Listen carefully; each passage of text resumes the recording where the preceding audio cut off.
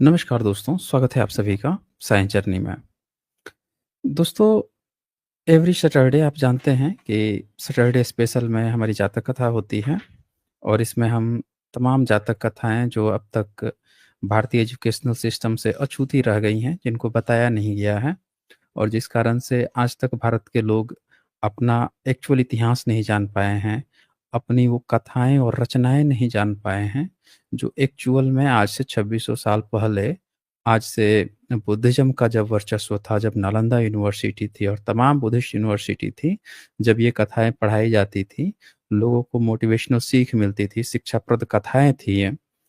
तो ये हमारे पुरखों की इस भारत के कण-कण में हर व्यक्ति जो रह रहा है, उसके पुरखों की ये कहानियाँ हैं, कथाएँ हैं। आज की डेट में इन्हीं कथा कहानियों को तोड़कर, मरोड़कर और बिगाड़ कर अलग-अलग ग्रंथों में, स्क्रिप्चर्स में डाल दी गई हैं, तो एक्चुअल जो मूल कथा है, वो लोग कभी आज जान नहीं पाते। जो बिगड़ा हुआ रूप है, उसी को देखते हैं, समझते हैं, सोचते हैं कि ये हमारा धर्म है।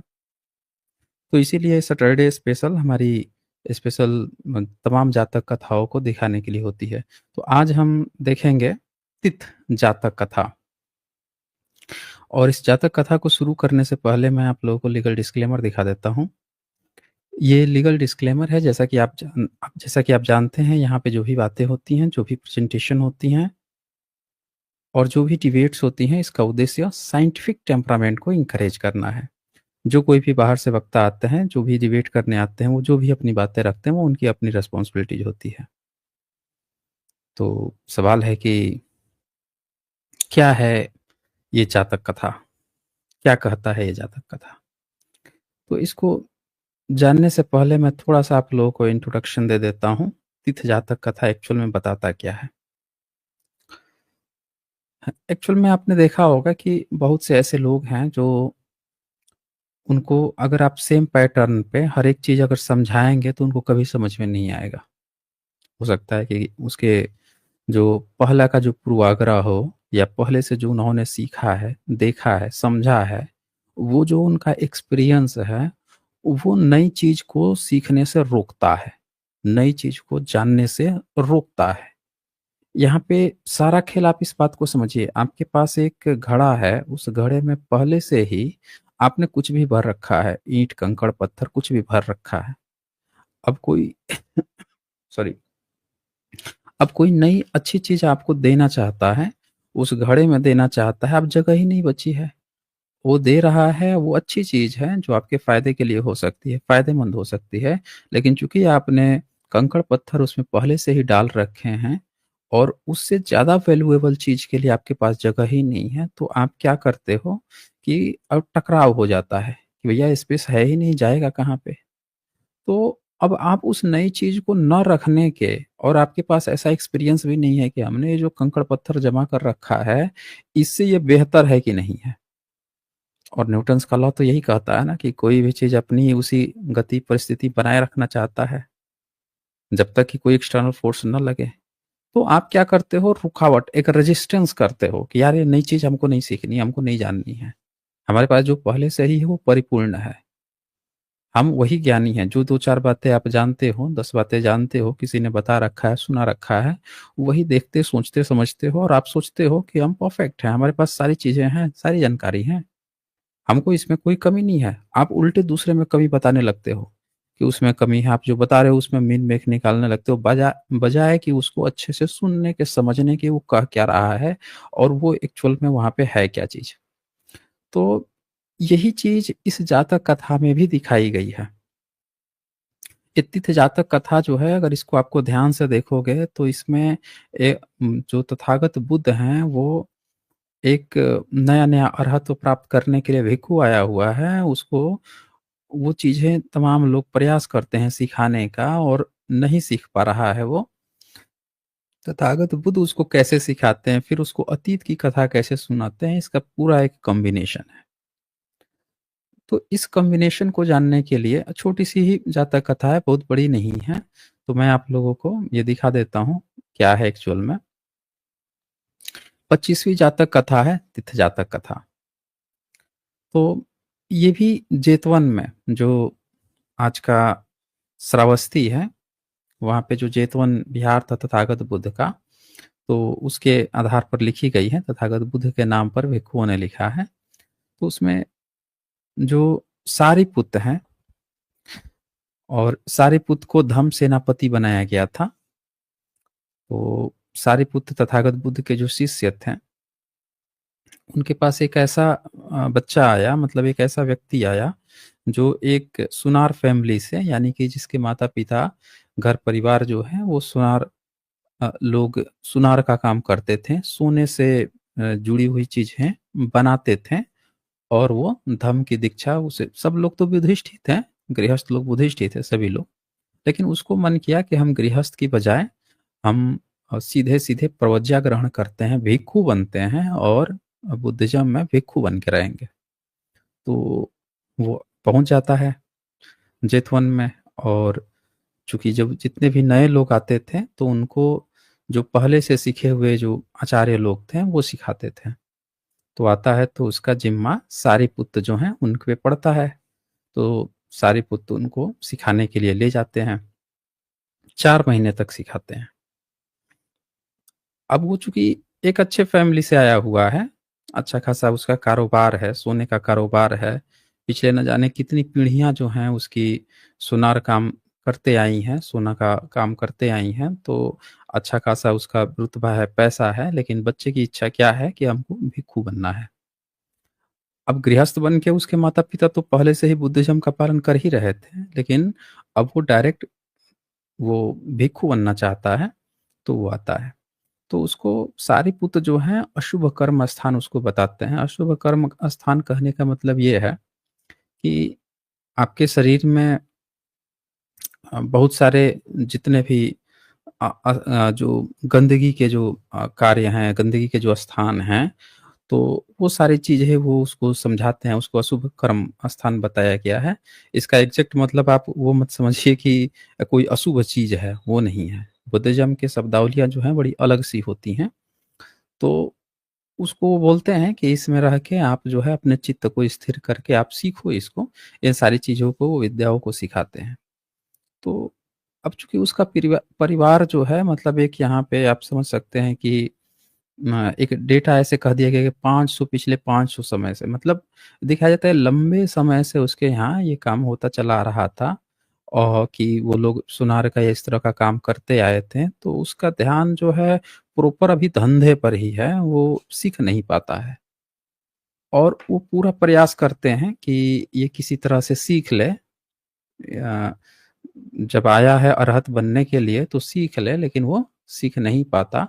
तो 4 महीने बीत जाते हैं और कुछ भी नहीं सीख पाता। तो अब सारिपुत्र क्या सोचते हैं कि चलो हम अपने ये हमसे नहीं सीख हो पाएगा। अब हम इसको ना लेके चलते हैं, सीधे तथागत के पास लेके चलते हैं। तथागत ही इसको सिखाएँगे, उन्हीं को समझ में आता है।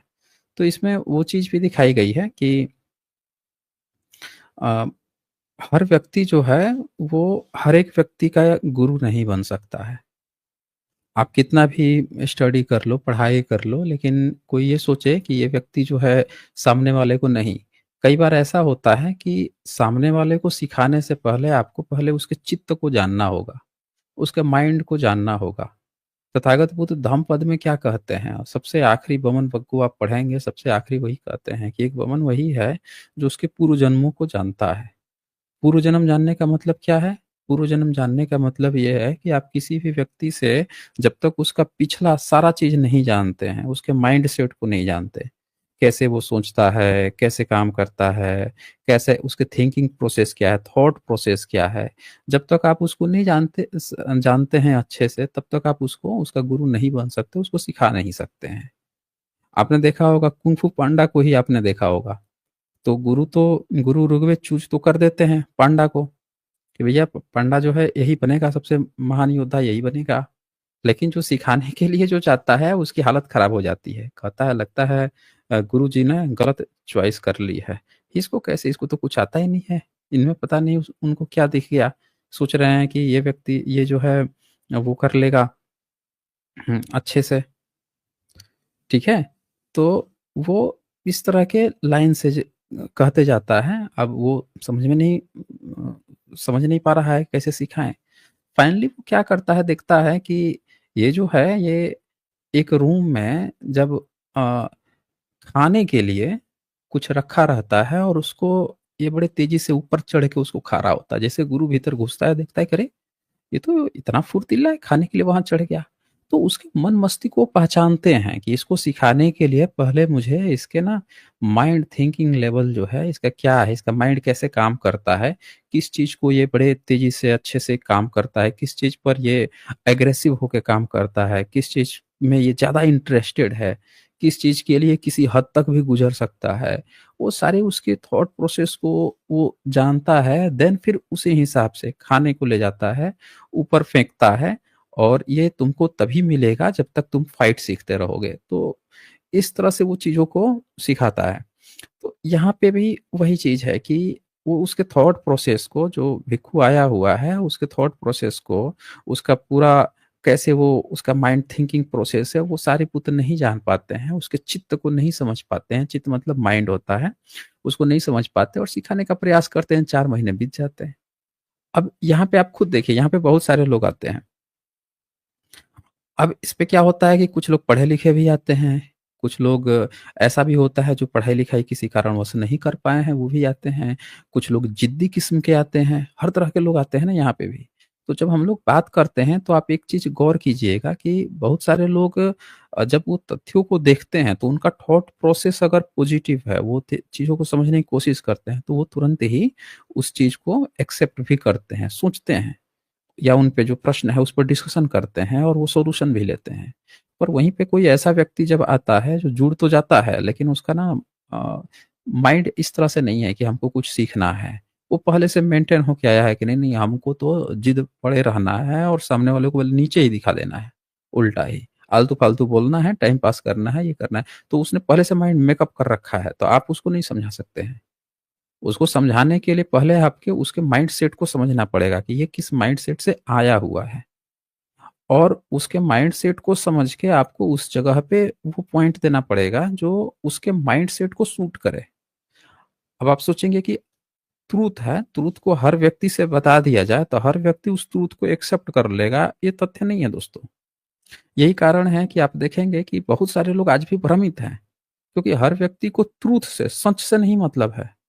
उनको एक्चुअल में उनका माइंडसेट क्या है, वो कैसे थॉट प्रोसेस क्या है, उसके हिसाब से जब तक वो चीज़ नहीं फ़ीड की जाएगी, नहीं चीज़ दी जाएगी, तब तक वो समझ ही नहीं सकते हैं। वो आपसे ज़िद करने लगेंगे, बहस करने लगेंगे, आपसे लड़ने लगेंगे। तो ये चीज़ यहाँ पे भी आती है, जब इस तरह की परिस्थिति आ जाती है, 4 महीने बीत जाते हैं, तो सारे पुत्र लेके आते हैं, तथागत बुद्ध के पास लेके आ जाते हैं और तथागत बुद्ध के पास आकर वो क्या कहते हैं कि ये पूछते हैं कि तथागत शास्ता जो हैं, तथागत को कहा जाता है, पूछते हैं सारिपुत्र क्यों एक भिक्षु को लेकर आए हो बंते?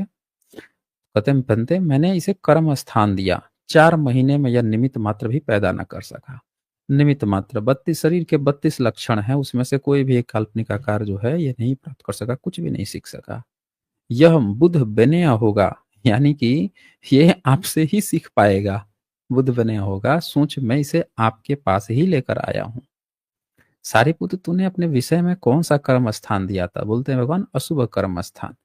अशुभ कर्म स्थान मतलब ये ऊपर दिया हुआ है, आप देख सकते हैं कि अशुभ कर्म स्थान का मतलब ये है यहाँ पे शरीर की गंदगियों का ख्याल कर योगाभ्यास करना। कि आपके शरीर की में जो गंदगी है उनका आपको उसका ख्याल करना है और फिर योगाभ्यास करना है ताकि आप समझ सको क्या बुराइयाँ हैं, क्या अच्छाइयाँ हैं। तो अब यहाँ पे क्या होता है कि जो वो पूछ लेते हैं, फिर कहते हैं सारिपुत्र तेरी चित्त संतति में आसिया नुसे ज्ञान नहीं है। बोलते हैं कि तेरा जो माइंड है उसमें वो ज्ञान नहीं है कि तुम इसको समझा पाओ। एक काम करो जाओ, शाम को आना और अपने शिष्य को लेके जाना। ठीक है ना? वो परेशान हो जाता है कि नहीं हमसे नहीं हो पा रहा है, नहीं सीख पा रहा है और कोई भी परेशान हो जाएगा। जब वो ये जानेगा कि हम यही काम कर रहे हैं और हम नहीं सिखा पा रहे हैं, हम नहीं लोगों को चेंज कर पा रहे हैं, तो वो परेशान हो जाएगा। वो परेशान था। तथागत ने कहा कि ठीक है तुम आना शाम को, हम देखते हैं कैसे नहीं सीखता है। तो तथागत जो हैं वो एक बहुत बड़े मनोवैज्ञानिक थे। माइंड को रीड करते थे। वो समझते थे कि असल में इसकी प्रॉब्लम क्या है, इसको ये कोई भी चीज़ को क्यों समझ नहीं पा रहा है, तो उसके लिए वो क्या करते हैं, उसको ले जाते हैं और ले जाकर उसको एक अच्छा-सा चीवर दिलवाते हैं, जो भी भिक्षु आया रहता है ना सीखने के लिए, सुनार घर से उसको। फिर उसको भिक्षाचार के लिए प्रवेश कर उसको भोजन, खाद्य भोजन दिलवाते हैं, खाता-पीता है। फिर उसको महाभिक्षु संघ सहित विहार को लौट लौटे दिन समय गंधेकूट में, और फिर ये गंधेकूट में आ जाते हैं। और शाम को वो आने वाला भी था, तो उससे पहले इसको जो है तथागत बुद्ध लेके जाते हैं अपने साथ शाम को, चलो आओ तुमको थोड़ा-सा वॉकिंग करा देते हैं बाग में, बगीचे में। तो लेके उसको शाम को जाते हैं विहार में चारिका करते हुए, आम्रवन में। तो जब आम्रवन में ले जाते हैं, तो वहाँ पे ना उसको मनोवैज्ञानिक ढंग से उसको दिखाते हैं। अब ऐसे कहने के लिए जो आम नॉर्मल व्यक्ति है, वो सीधे कह देगा कि ये सामने-सामने चमत्कार से हो गया, लेकिन ऐसा चमत्कार नहीं होता बुद्धिज़्म में। दरअसल इसमें मनोविज्ञान है, किसी के व्यक्ति को मनोस्थिति को समझ के मनोवैज्ञानिक ढंग से उसको इलाज करना। तो वो क्या करते हैं कि उसको ले जाते हैं, और जो वहाँ पे पुष्करणी होती है, तालाब वगैरह होता है, वहाँ पे तालाब में आपको पता ही होगा कमल खिलता है, जो तालाब होते हैं उसमें क बहुत सारे कमल खिले रहते हैं। तो वहाँ पे पद्म का एक गुच्छा था, तो वो बड़ा होकर एक पूरा एक फूल निर्माण, मतलब फूल बन गया था एक बड़ा-सा। तो वहाँ पे वो बैठता है, भिक्षु को बैठाते हैं, वो देखता है और देखते रहता है उस फूल को।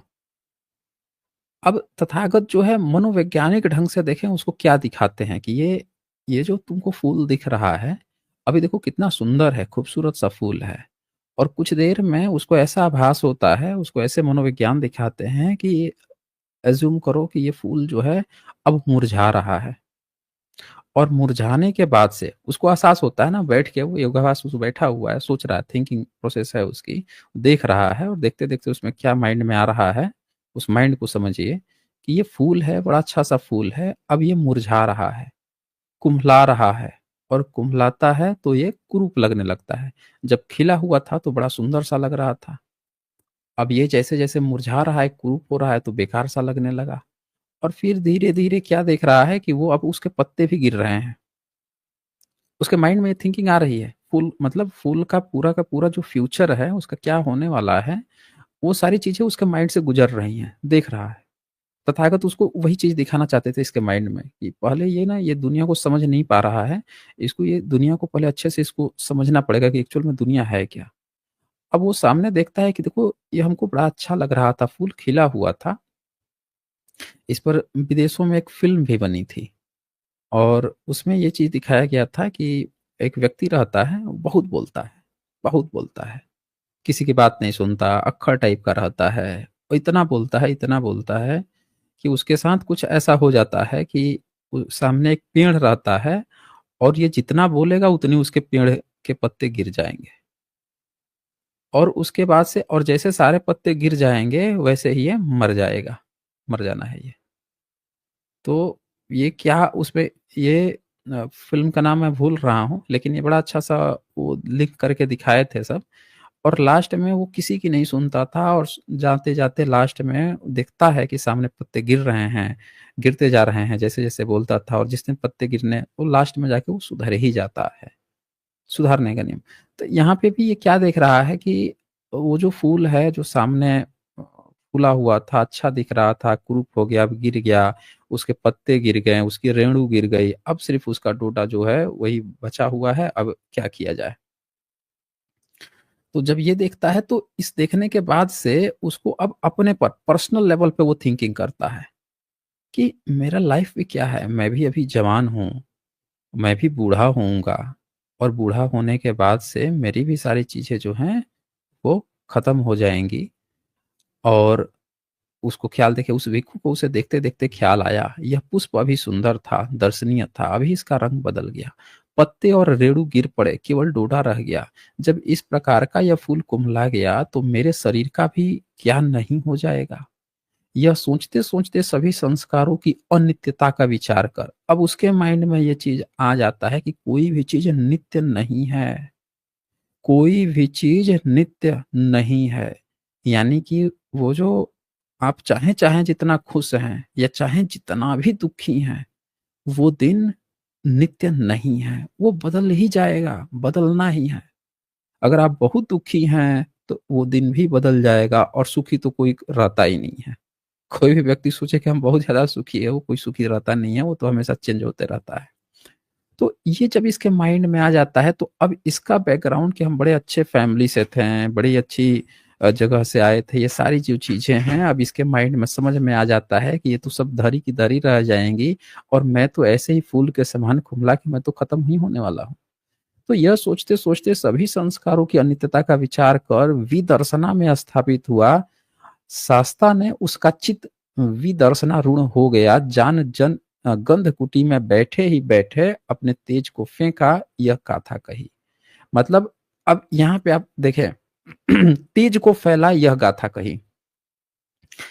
यहाँ पे वो क्या कहना चाह रहा है बेसिकली, वो ये दिखाना चाह रहे हैं कि जब तथागत को इस बात का एहसास हो गया कि ये अब समझ गया है, नाउ ही इज़ रेडी, अब ये तैयार है इस बात को समझने के लिए कि पहले वो उस मोड से निकल ही नहीं पा रहा था।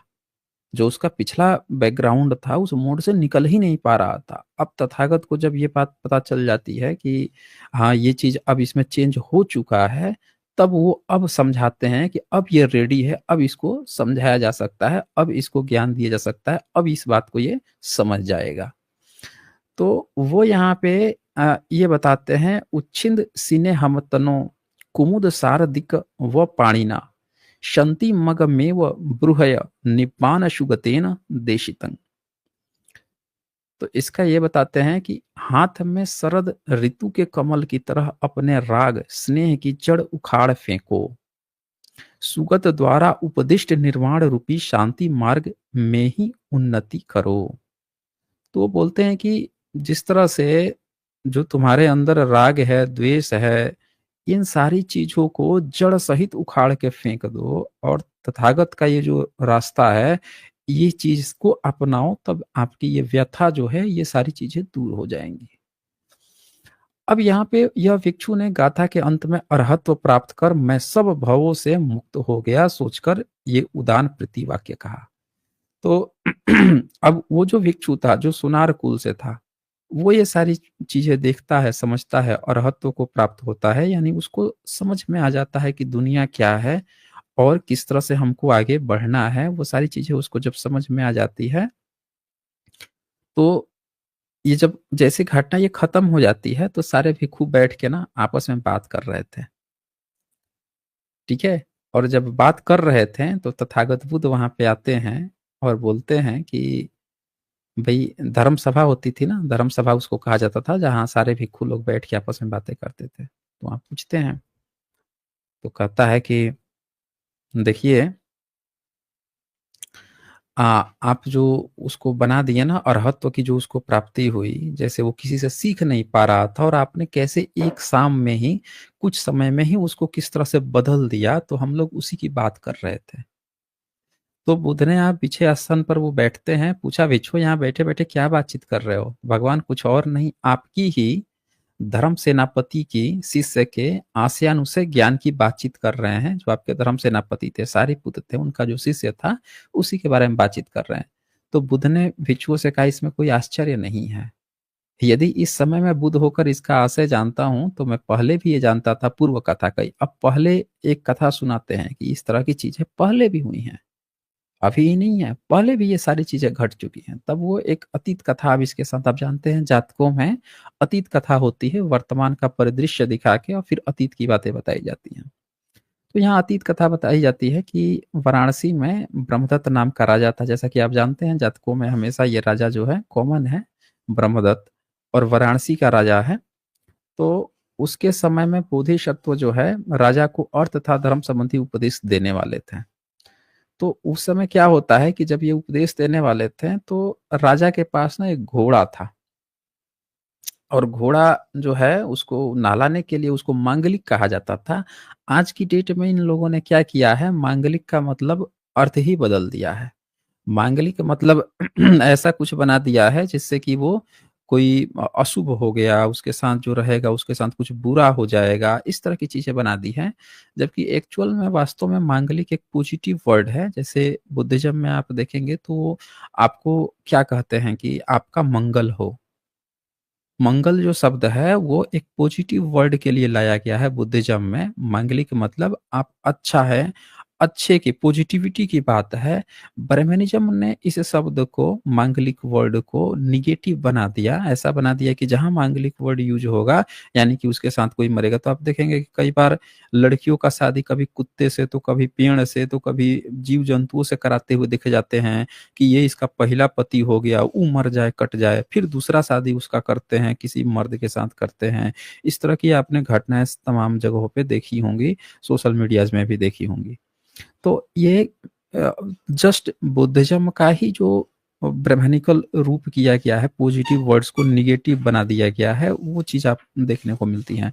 तो यहाँ पे क्या होता है कि वो जो घोड़ा है बहुत अच्छा घोड़ा है, लेकिन मांगलिक मांगलिक कहने का मतलब कि उस समय राजा के मांगलिक घोड़े, मांगलिक मतलब सबसे अच्छे घोड़े, सबसे बढ़िया घोड़े को नहाने के लिए नहाने वो नहाता था, घोड़ा जो था ना बड़ा अच्छा घोड़ा था, वो राजा भी उसको बड़ा अच्छा मानता था। बहुत मानता था राजा उसको, तो ले जाता था उसको नहलाने के लिए ले जाते थे सब। क्या होता है कि उसकी जगह पे किसी दूसरे घोड़े को नहला दिए। अब ये घोड़ा नाराज़ हो गया। जीव-जंतुओं में भी उनमें भी भावनाएँ होती हैं, वो नाराज़ हो गया कि हम डेली पहले हमको नहलाया जाता था और आज जो है ये किसी और घोड़े को नहला दिया वहाँ पे, खलंडंकू घोड़े को नहला दिया, अब मैं नहीं नहाऊँगा यहाँ पे। मैं जैसे छोटे बच्चे जिद वाले जो होते हैं ना, उस तरह का यहाँ पे दिखा दिया, भैया अब मैं नहीं नहाऊँगा। तो ये जब इस तरह की बात आती है, अब वो राजा जो है बोधिसत्व से उपदेश की भी उधर बात चल रही थी, उपदेश देने वाले थे। तो राजा भेजता है, कहता है कि भैया बोधिसत्व जो है उनको बुलाओ और पता लगाओ कि ये घोड़ा जो है मेरा आज नहाने से क्यों इनकार कर रहा है। तो बोधिसत्व के पास गया बोधिसत्व बोलते हैं कि भैया देखिए, आपका घोड़ा जो है ना, आप ऐसा कीजिए, इसको उस जगह की बजाय किसी दूसरी जगह नहलवा दीजिए, ठीक है? और इसी को थोड़ा-सा मतलब इसको बातचीत में लिखा गया है, ये आप देख सकते हैं यहाँ पे। यह सोचते हुए उसे सूझा कि यहाँ पहले किसी और को नहलाया होगा, इसी से घृणा करके तीर्थ पर नहीं उतरता। यह सोच उसने अश्वगोप को पूछा। अब जो जो बोधिसत्व हैं अश्वगोपको, तो जो गोप शब्द है, प्राचीन काल में जो गोप शब्द होता था, उसका मतलब होता था जो पशुओं को पालता था। चाहे गाय को पालेगा, उसको गोपालक कहते थे। जो अश्व को पालता था तो अश्वगोपक हो जा रहा था। तो ये अश्वगोपक जो हैं उनसे पूछते हैं कि इस तीर्थ पर पहले किसको नहलाए थे? तो बताता है कि यहाँ पे ना एक दूसरे घोड़े को नहलाया गया था। तब बोधिसत्व ने यह मांगलिक अश्व अपनी सुचिता के कारण यहाँ नहीं नहाना चाहता है। मतलब इसके मन में पहले से एक धारणा बैठ गई है कि पहले हम ही नहाते हैं, हमारा ही चीज़ है, इसी कारण से नहीं नहाता है। तो एक काम करो, कहते हैं वो भो अश्वगोपालक, घृत मधु शक्कर मिलाकर दूध भी बार बार पीने से तृप्ति हो जाती है। यह अश्व अनेक बार इस तीर्थ में नहाया है, बहुत बार नहाया है, ऐसा तो है नहीं कि कभी नहाया ही नहीं है, यहाँ पे बहुत बार नहाया है। तो एक काम करो, इसको ले जाओ दूसरी जगह पर और वहां पे ले जाकर इसको नहलाओ और जल पिलाओ।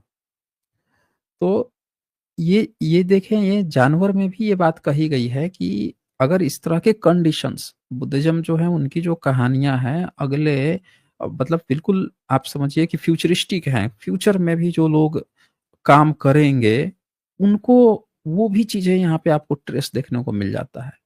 तो ब्रह्मनिज़्म में आप देखेंगे जिन जातिवादी लोग हैं, वो क्या करते थे कि मैं पहले नहा लिया हूँ, तो यहाँ पे कोई जो है गैर ब्राह्मण नहीं नहाएगा। समझ रहे हैं? शूद्र अछूत यहाँ पे नहीं नहाएगा इस जगह पे। और ये जो कहानियाँ थी आप समझ, मैं क्या कहता हूँ कि ब्रह्मनिज़्म का अपना कोई धर्म नहीं है। बुद्धिज़्म की जो कथा कहानियाँ थी, उन्हीं कथा कहानियों को देख के और इन लोगों ने अपना धर्म बना लिया। उनमें जो लोगों को शिक्षाप्रद कहानियाँ थी, उसके जो नेगेटिव पॉइंट्स है, उसी को उठा के इन्होंने अपना धर्म बना लिया। और ये नेगेटिव पॉइंट्स नहीं हैं, ये अक्सर हाँ देखने में आता है कि इस तरह की चीज़ें जो हैं करते हैं, बच्चे करते हैं या कोई जानवर कर रहा है। तो ये शिक्षाप्रद दी गई है कि ऐसे कंडीशंस में क्या चीज़ें करनी चाहिए। जैसे जो भिक्षु के केस में था कि सारिपुत्र उसको समझा-समझा के या बता के थक गया था, तो फिर वो तथागत बुद्ध के पास लाया। यानी वो ये बताना चाह रहे हैं कि अगर एक जगह नहीं सीख पा रहा है, तो उसका स्थान चेंज कर दो, उसका जगह चेंज करो, शायद वहाँ पे वो सीख पाए, समझ पाए। यहाँ पे चेंज की बात आ रही है। तो वो उसको दूसरी जगह ले जाता है और वो फिर वो खाता है, पीता है। ये देखिए कहते हैं ये, "अच मह्योहि तिथेहि अशपाहि सारथि अच्छाशनस पुरिसो पायाससपि शपत्ति।" हे सारथी, इस घोड़े को दूसरे तीर्थ पर और जल पिलाओ। आदमी खीर भी बहुत खाने से तृप्त हो जाता है। तो वो इसको यहाँ पे समझाया गया है, तो वो जाके वहाँ पे दूसरी जगह ले जाते हैं, तो वहाँ पे खा पी लेता है। तो उन्होंने उसका कथन सुन अश्व को दूसरे तीर्थ पर उतारा, जल पिलाया और नहलाया। बोधिसत्व अश्व के पानी पीकर नहाने के समय राजा के पास चले गए। राजा ने पूछा, क्यों तात? अश्व ने नहाया या पिया? देव, हाँ। बोलता है कि हाँ, वो किया। तो राजा खुश हो जाता है, कहता है कि वाह बोधिसत्व, आपकी क्या गजब की पंडिताई है। आप पशुओं तक के आशय को जान लेते हो कि पशु भी क्या सोचता है, समझता है, किस तरह से काम करता है। तो तब वो तथा फिर कहानी को लास्ट में जोड़ दिया जाता है। कहते हैं कि बुद्ध ने, भिक्षु, अब मैं इसका आशय नहीं जानता हूँ। पूर्व में भी अभी नहीं जानता हूँ, पीछे पहले भी जानता था। और बोलते हैं कि उस समय का जो मांगलिक अश्व था, यानी ये जो पवित्र पशु था, वो ये जो अभी जो भिक्षु है, जो नहीं सीख पा रहा था सारिपुत्र से, वो यही था। राजा अब का आनंद था, लेकिन पंडित अमात्य तो मैं ही था। तो ये जातक कथा है, तिथ्य जातक कथा, जहाँ पे आप एक चीज़ तो क्लियर कट समझ में आ गया होगा आप लोगों को। मैं आप सबसे यही कहूँगा कि कमेंट में आप इसका सारांश लिखिए, इसकी थीम लिखिए कि ये बेसिकली निष्कर्ष आप क्या निकालते हैं इसका। ये जातक कथा जो है क्या कहना चाहता है। और अब मैं लिंक दे दे रहा हूँ, 1-2 लोग जो अपनी बातें शेयर करना चाहते हैं, क्योंकि बहुजन समाज से बहुत सारे लोग ये कहते हैं कि हम भी अपनी बातें शेयर करना चाहते हैं। चूँकि आज की सेशन बहुत छोटा-सा रहता है, ज़्यादा बड़ा सेशन तो रखते नहीं हैं, तो 1-2 लोगों की ही बातें ली जा सकेंगी। तो जो लोग भी अपनी बातें रखना चाहते हैं, वो जुड़ के रख सकते हैं। मैंने लिंक पिन भी कर दिया है। तब तक यहाँ पे सागर कांबले जी का सुपर स्टिकर है और फिर यहाँ पे कबीर वशीन जी ने मेंबरशिप लिया है। बहुत शुक्रिया जी आपका मेंबरशिप लेने के लिए। साथियों, जैसा कि हमने बताया था कि पेरियार जयंती आ रही है सितंबर मंथ में। पेरियार जयंती हम लोग बड़े धूमधाम से मनाते हैं। तो पेरियार जयंती के लिए आप सब लोग तैयार रहें, उसका फॉर्म भी जल्द ही निकलेगा और उस पे भी पार्टिसिपेट कीजिए। गीत संगीत जो भी है, जिस भी माध्यम से आप प्रेजेंट कर सकते हैं, और नज़र बनाए रखिए, क्योंकि फॉर्म जैसे ही निकलेगा आप लोग फॉर्म ज़रूर फिल कीजिएगा। तो जिनको भी अपनी बातें रखनी है वो यहाँ पे रख सकते हैं। और अ, एक चीज़ और हम लोगों को समझने की ज़रूरत है कि जितने भी जो जातक कथाएँ हैं, असल में जातक कथाओं का उद्देश्य क्या था? हमें क्यों नहीं जातक कथाएँ पढ़ाई गईं? स्कूलों में, कॉलेज में, सिलेबस में बच्चों को जब पढ़ाते हैं, तो आपको तरह-तरह की कहानियाँ पढ़ा दी जाती हैं। अ, अगर आपको शेक्सपियर की बहुत सारी कहानियाँ पढ़ा दी जाएँगी, जैसे थोड़े बच्चे बड़े हो जाते हैं। आपको संस्कृत की कई सारी कहानियाँ पढ़ा दी जाएँगी, त त त तरह-तरह की काल्पनिक चीज़ों का। आपको रामायण और महाभारत सिलेबस में डाल दिया गया। लेकिन जो सिलेबस डिज़ाइनकार हैं, जो भी लोग हैं, उनके मन में ये बातें क्यों नहीं आई कि जातक कथाओं को भी हम लोगों को पाठ्यक्रमों में इस पर चर्चा होनी चाहिए। इन किताबों को, जैसे आप शेक्सपियर की कहानियाँ देखेंगे, तो शेक्सपियर की कहानी को पहले चेंज किया गया। उसको इन जो इंग्लिश है, सिंपल इंग्लिश लैंग्वेज जो है, उसमें कन्वर्ट किया गया, ताकि भारतीय लड़के जो है अच्छे से समझ सके, फिर उसको सिलेबस में डाल के लोगों को पढ़ाया गया। उसी तरह से रामायण, महाभारत की जो काल्पनिक कहानियाँ हैं, उनका भी सिंपल संक्षिप्त बनाया गया बच्चों को पढ़ाने के लिए। जातकों को भी आप संक्षिप्त बना के पढ़ा सकते थे, उनकी मोरल वैल्यूज को पढ़ा सकते थे। 547 जातक कथाएँ थी, लेकिन ऐसा क्या हुआ कि ये चीज़ें नहीं की गई? अब ये इसके पीछे क्या उद्देश्य रहा होगा? ये भारत में जो एजुकेशन सिस्टम है, जो एजुकेशन सिस्टम में बैठे हुए लोग हैं, इनका आखिर ऐसा क्या उद्देश्य रहा होगा कि ये लोग इस चीज़ को नहीं बता रहे हैं, नहीं बता पाएँ? तो हम लोगों को ये चीज़ समझ चले। अब देखिए कौन आए हैं यहाँ पे, ये राजकुमार सावंत जी आए हैं, इनको मैं ऐड कर रहा हूँ। हाँ जी, राजकुमार जी, बताइए क्या कहना चाहते हैं? माइक अपनी अनम्यूट कर लीजिए। जय भीम सर। हाँ जी, हेलो। जय भीम।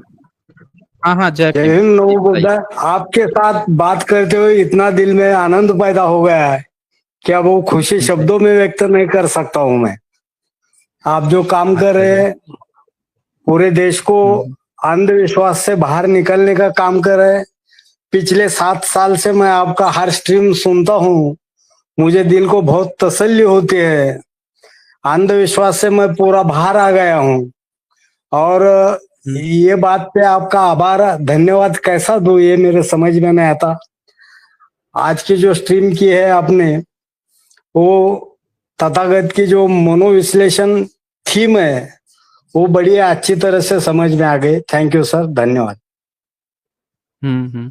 मैं राजकुमार जी आपसे ये जानना चाहता हूँ कि आप में ये चेंज कब से आया? मतलब नॉर्मल तो हर घर में पूजा-पाठ होता ही है, देवी-देवता और ये सारी चीज़ें चलती हैं। आप में चेंज कब आया या बचपन से ही ऐसे थे? न, बचपन से मेरे दिल में एक हमेशा सवाल आता था, अगर धरती पे भगवान नाम की कोई चीज है तो उसको प्रूव कैसे किया जाए। और ये बचपन से सवाल हमारे दिल में उठता था। घर में बहुत सारे पूजा पाठ करने वाले लोग थे, मगर हम बुद्धिस्ट होने के नाते, मेरे जो दादी नानी थे वो बहुत पूजा पाठ करती थी। मैंने कई बार सवाल पूछा उनको, ये कहाँ रहते हैं, क्या खाते हैं, क्या पीते हैं, इनकी जीने की तरीका कैसी है, कुछ बता नहीं पाती थी। और मेरे दिल में ऐसे सवाल उठने के बाद मेरे दोस्त ने अपनी ये लिंक शेयर कर दी। यहाँ आप बात करो, बोले तुम्हारा पूरा जो दिल में जितने भी संदेह शंका है पूरी निकल जाएगी। और 2019 से मैं सुनते आ रहा हूँ आपको। वैसे मैं हुँ, 18 से हुँ। सुनते आ रहा हूँ। तब से अच्छा धीरे जी। धीरे धीरे करके पूरे सवाल मेरे खत्म हो गए। और दुनिया में बुद्ध के अलावा बुद्ध तत्व ज्ञान के अलावा दूसरा कोई भी तत्व ज्ञान है, कोई भी थीम नहीं है, कोई भी दूसरा थिंक नहीं है जो कि मानवीय कल्याण के बारे में सोच सके, उसको आगे बढ़ा सके। ये बात मेरे समझ में आने के बाद एक सवाल हमेशा पैदा होता है, बुद्ध का जो धम्म है वो उसमें जो इतनी सारे 18-20 शाखाएं निर्माण हो गई, उसके बारे में बहुत सारे कमेंट मैंने आपको लिख दिया है। शायद आपने देखे होंगे, नहीं देखे होंगे। ये हुँ, हुँ। शाखाएं उत्पन्न होने का कारण क्या है, ये मेरे को जानना था सर। देखिए, शाखाएँ उत्पन्न होने का कारण एवोल्यूशन होता है। जैसे-जैसे बुद्धिज़्म का जो मेन मकसद था, वो था खुद भी जियो, दूसरों को भी जीने दो। यस और यस। तथागत ने हमेशा ही प्रचार को ध्यान दिया। उनके माइंड हाँ। में ये चीज़ था कि वो चाहते हैं तो और लोगों की तरह भी एक अच्छा खासा ज़िंदगी गुज़ार के रह सकते थे। पर वो आप देखेंगे कि वो शिष्य बना रहे हैं और एक ऑर्गेनाइज़्ड आप समझ सकते हैं धम्म बना रहे हैं, जिसके उनके जो शिष्य हैं, वो प्रचार-प्रसार कर रहे हैं और वो कहते हैं अपने भिक्षुओं से कि आपको प्रचार-प्रसार करना होगा, जितने भी लोग आ रहे हैं उनको समझाना होगा, बताना होगा। तो बुद्धिज़्म जो है वो प्रचार-प्रसार के लिए, सही शिक्षा देने के लिए गया। एजुकेशन हमेशा ही दिया जाता है, दुर्लभ नहीं बनाया जाता। तो तथागत ने जो खोज की थी, उसका काम था प्रचार-प्रसार करना। लेकिन प्रचार-प्रसार में जो सबसे बड़ी जो पॉइंट आती थी ना, वो ये आती थी कि अलग-अलग क्षेत्र में, अलग-अलग जगहों पे लोगों का माइंडसेट, थॉट प्रोसेस बड़ा अलग-अलग सा था। अब हर एक व्यक्ति को एक तरह की बातें बताकर नहीं समझाया जा सकता था। तो सही बात भिक्षु है। जो हैं अब क्या करते थे कि केस स्टडी कि हमें अपने क्षेत्र के लोगों को अगर प्रचार-प्रसार करना है, तथागत के विचार को बताना है, तो हम कैसे इसको बताएँगे? तो वो क्या करते थे कि उन्होंने अपने में थोड़ा-सा फ्लेक्सिबिलिटी लाने की कोशिश की है। तो हम्म। इसी से महायान शाखा बना। उन्होंने कहा कि हम क्यों ना इसको और थोड़ा सरलीकृत बना दें, थोड़ा सा और सिंप्लीफाइड कर दें, जिससे कि आम आदमी भी इससे कनेक्ट महसूस हो सके। अब हर व्यक्ति आएगा और मेडिटेशन करेगा तो उसके पास पता नहीं समय है कि नहीं है, वो मेडिटेशन यहाँ बैठ के करेगा कि नहीं करेगा, क्या करेगा। तो क्यों ना हम उसको सिंप्लीफाइड करें, थोड़ा इस तरह से करें कि और आसान बना दे, कि वो सिर्फ तथागत के विचार को ही माने और बहुत सारी चीजें करने की नहीं जरूरत है। तो इस सिंप्लीफिकेशन से महायान आया और उसमें आप देखेंगे मूर्तियां बनाई गई। अब यस। लोग जो अनपढ़ थे, जो लोग जिनके पास नहीं समय है, जो खेती किसानी कर रहे हैं, जो व्यापार कर रहे हैं, वो क्या करते थे, आते थे तथागत बुद्ध को देखते थे और दो चार बातें सीख के चले जाते थे। प्रॉपर मतलब ऐसा नहीं है कि आप यहीं आइए, बैठिए, मेडिटेशन कीजिए, 2 दिन 10 दिन गुजारिए, ऐसा नहीं जरूरी है। तो धीरे धीरे वो क्या हुआ ना कि अलग अलग क्षेत्रों में इस तरह की चीजें उन्होंने फ्लेक्सिबल बना के बनाया। फिर इसी तरह से बहुत सारे विद्वान थे, तो उन सबका काम जो माइंड है, चित्त है, क्योंकि सारे विचारों की उत्पत्ति वहीं से हो रही है। आप अच्छे हैं कि बुरे हैं, आप हमारे दुश्मन हैं कि आप हमारे दोस्त हैं, ये सारे विचार माइंड में ही तो बन रहे हैं, और कहीं तो बनते नहीं है। तो बुद्धिज्म के जितनी भी जो मुख्य 4 ब्रांचेज आई, थेरवादा की 2 थी, वैभाषिक सौतांत्रिक, और महायान की थी विज्ञानवाद और शून्यवाद। ये चारों चित्त पे ही काम करती है, माइंड पे ही काम करती है, थॉट प्रोसेस पे ही काम करती है। तो ये पूरा क्लासिफिकेशन ना माइंड सेट के ऊपर हुआ, चित्त के ऊपर हुआ, कि एक व्यक्ति कितने डिफरेंट तरह से सोच सकता है और उसकी सोच को हम कैसे सही कर सकते हैं, उसको किस वे में समझाया जा सकता है। तो ये जो अलग अलग स्कूल थे बुद्धिज्म के ना, उस अपने उस थॉट प्रोसेस पर काम करते थे। और महायान शाखा जो है वो सबसे ज्यादा फैल गया, क्योंकि वो लोगों के थॉट प्रोसेस में बहुत गहराई तक घुस गया, क्योंकि उसने फ्लेक्सिबल बनाया, इजी बनाया। ठीक है, यस यस। उसने, हाँ, ठीक है। मांस वांस जो खाना था उस सबको भी आसान बना दिया, कि बहुत हाँ। सारे लोग इसमें भी थे कि नहीं, मांस वांस नहीं खाना चाहिए। अब बताएं कि चाइना हो गया, जापान हो गया, वो सांप बिच्छू पता नहीं क्या क्या खा लेते हैं। अब कोई ये सही सोचे बात है। कि भाई उनको तो हम बुद्धिस्ट ही न बनाएंगे, वो तो ऐसे खाने हाँ। वाले हैं, हम उन्हें बनाएंगे। तो उसने महायान ने वो चीजें खोज निकाली कि तुम मांसाहारी हो तो क्या हो, मतलब तुम में 100 बुराइयां हैं तो क्या हुआ, हम तो तुम्हारे 90-99 बुराई को तो कम कर ही सकते हैं, समझा ही सकते हैं। सही। तो उस सही बात वो है। प्रचार करते गए और इसीलिए उनका हम्म। एक्सेप्टेंस बढ़ा, इसीलिए एक्सेप्टेंस उनका बढ़ते चला गया।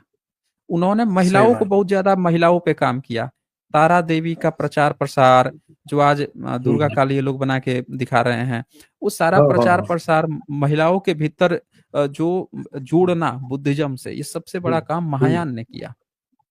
सही बात तो है। ये सारी चीजें थी। ठीक सर है, एक अगर आखिरी तुम्हारे, सवाल पूछूं या हाँ सर? बोलिए, हाँ बोल लीजिए, मेरी बोलिए। लड़की, मेरी जो बड़ी लड़की है वो एमएससी मैथ्स हो गई है। अभी यूपीएससी की ट्राई कर रही है, तैयारी चालू है उसकी। तो उसको भिक्खु हम्म। संघ में जाना है, वो संसारी जीवन ओके। जीना नहीं चाहती। तो उसके लिए अच्छा में अपना मोनेस्ट्री कहाँ मिलेगी हमें? हमारे पास उतना पैसा भी नहीं कि उसको लगा सके। मैं तो अभी सेवानिवृत्त हो गया हूँ, रिटायर्ड हो गया हूँ मैं। सोशल वेलफेयर हम्म। डिपार्टमेंट में था मैं। तो इसके बारे में थोड़ा गाइड कीजिए सर। नहीं, इसके बारे में मैं नहीं बता पाऊंगा, क्योंकि ये तो भिक्षु संघ से जुड़ा हुआ मामला है ना ये। मतलब यह सही जहाँ बात है। पे भी जिस भी संघ में जाएंगे तो वो आपको हम्म। देखना पड़ेगा, मतलब वहाँ पे चीजें देखनी पड़ेंगी कहाँ पे महिलाओं के लिए बेहतर है भिक्षु संघ। हाँ। तो वहां से हम्म। आपको निष्कर्ष निकल सकता है, इसमें मैं नहीं बता पाऊंगा। हाँ, ठीक पर है वो सर। एक अगर लास्ट वो डिसीजन ले चुकी तो वो उनका डिसीजन है। ले हाँ। चुके हैं। हाँ। ओके। सर एक रिक्वेस्ट करता हूँ, आपका जो एक प्रोग्राम चल रहा है, इसके हम्म। कन्वर्शन बदलाव जो है वो सोशल मूवमेंट में होना चाहिए। जिस तरह के बामसेफ हम्म। काम करते हैं उसी तरह से हमारे हम्म। कार्यकर्ता हर गांव देहात में फैले हुए चाहिए। मैं आपके साथ फुल हम्म। टाइम काम करने के लिए तैयार हूँ। सिर्फ इतना ओके। प्रॉब्लम है कि मेरा जो हम्म। बैंक अकाउंट है वहाँ फोन पे फैसिलिटी अवेलेबल नहीं है। आपको नहीं मदद नहीं, करने की उसकी बहुत इच्छा होती।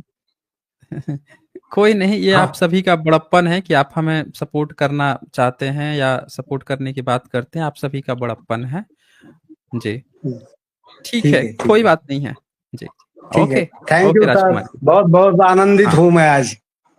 ठीक है हाँ, सर। हाँ, ओके, ओके, थैंक यू। चलें, इसके बाद से यहाँ पे सचिन रोकड़े जी यहाँ लिखते हैं, कावड़िया जिस संजीव गांधी नेशनल पार्क में नहा रहे थे मुंबई में, उसमें बुद्धिस्ट केव है, पहले मनुवादी शिवरात्रि में उधर गंदगी करते थे। हाँ, कांवड़िया जिस संजीव गांधी में, ओके, ओके, बहुत बढ़िया। चलिए, बहुत अच्छी इन्फॉर्मेशन दी है यहाँ पे सचिन रोकड़े जी ने। अच्छा, इसके बाद से यहाँ पे वीपी जी का यहाँ पे सुपर स्टिकर है, तो बहुत बहुत शुक्रिया आपका वीपी जी। फिर यहाँ पे अमित कुमार जो हैं, इन्होंने मेंबरशिप लिया है, तो आपका भी बहुत बहुत शुक्रिया। फिर इसके बाद से सदाशिव शिंदे जी लिखते हैं, नमो बुद्धाय, जय Bhim sir, great work sir. जी, शुक्रिया आपको।